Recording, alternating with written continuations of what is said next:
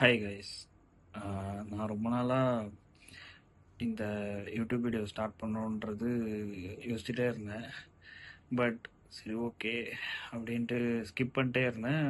Finally it happens.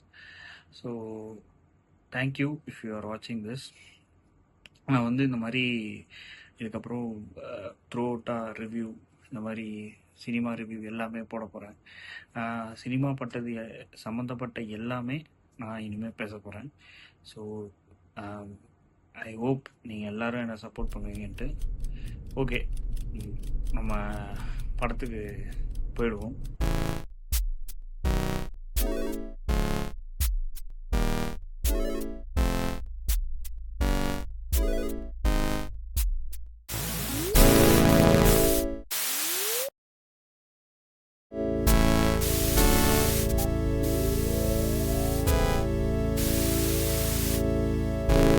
இன்னைக்கு minions பார்த்துட்டு வந்தேன், அதை பற்றி பேசுவோம். ரொம்ப நாளாகவே வந்து அந்த படம் வந்து சின்ன வயசுலேருந்து பார்த்து வளர்ந்த படம்.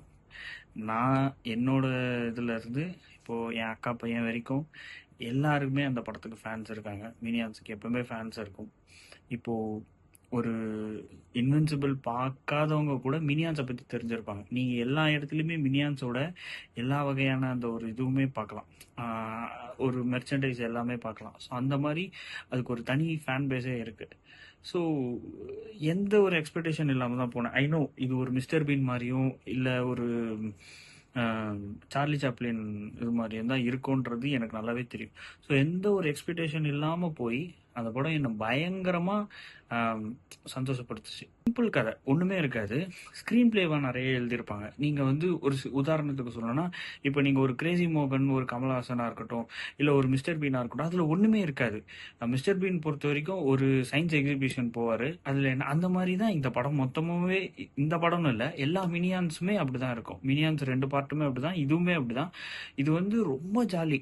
ஒரு கதை தாண்டி இதில் வந்து சில சீன்லாம் ரொம்பவே பயங்கரமாக இருக்கும். உதாரணத்துக்கு வந்து அந்த அந்த அவங்க பாஸ் தேடுற, பிக் பாஸை தேடுற சீனாக இருக்கட்டும், அதுக்கப்புறம் வந்து அவங்க வந்து அந்த மான்ஸ்டரை கிரியேட் பண்ணுறதா இருக்கட்டும், எல்லாமே ஒரு பிக் பாஸும் அவங்கள இது பண்ணுறதா இருக்கட்டும், அவங்களால ஏமாறுறதா இருக்கட்டும், அது எல்லாமே அவ்வளோ பயங்கரமாக இருக்கும்.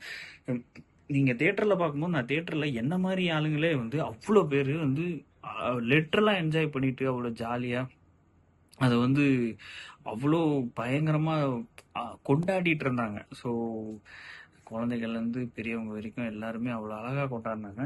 ஸோ ஐ திங்க் இது உண்மையாகவே ரொம்ப நல்ல படம்.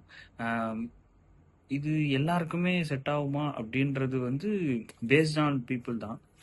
Cinema always subjective only. So வந்து ஆனால் உள்ளே போனீங்கன்னா செம்மையாக என்ஜாய் பண்ணுவீங்க. இதுக்கு வந்து நீங்கள் வந்து தனியாக எல்லா பார்ட்டும் பார்க்கணுமானா அது 50-50 தான். அது நீங்கள் வந்து இப்போது அதுக்கு ஒரு ரொமான்ஸ்லாம் கொடுத்துருப்பாங்க. இன்வின்சிபிளில் க்ரூலாம் வருவார்.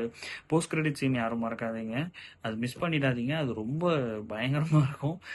அது த்ரூ அவுட்டாகவே செமையாக இருக்கும் எல்லா போஸ்ட் கிரெடிட் சீனும். அந்த அந்த மாதிரி சின்ன சின்ன விஷயம்தான் இருக்கும் தவிர்த்து நீங்கள் இதுக்கு எல்லா பாட்டும் பார்க்கணுன்ற அவசியம் அந்தளவுக்கு இல்லை.